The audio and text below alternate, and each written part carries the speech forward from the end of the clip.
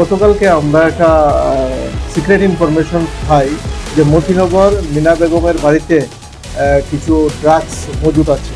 এই খবরের ভিত্তিতে আমতলী থানার অফিসার সহ ডিএসআর এবং ওমেন কনস্টেবল তার বাড়িতে রেড করার পর তার বাড়ি থেকে ব্রাউন সুগার আমরা দুইটি উদ্ধার করি, দুইটি সেভেনের কেস উদ্ধার করি, অনুমান 21 গ্রামের মতো হবে।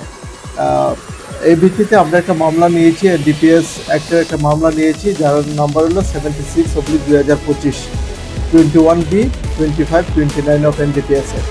আজকে মহিলাকে আমরা পুলিশ রিমান্ডে আদালতে প্রেরণ করব এবং তার সঙ্গে আরেকজন যুক্ত আছে যে সোহাগ মিয়া, তার বাড়ি গাবরদ্বীপ। তারা এই ব্যবসার সঙ্গে জড়িত, অনেকদিন ধরে তারা এই ব্যবসাটা করছে। বাজার মূল্য অনুমানিক 1 লক্ষ টাকা। একজনকে আটক করা হয়েছে, মহিলাকে বাড়ির মালিক জড়িত আছে, ওকে আমরা পাইনি, বাড়িতে পাই। মিনা বেগম না, পুলিশে আমরা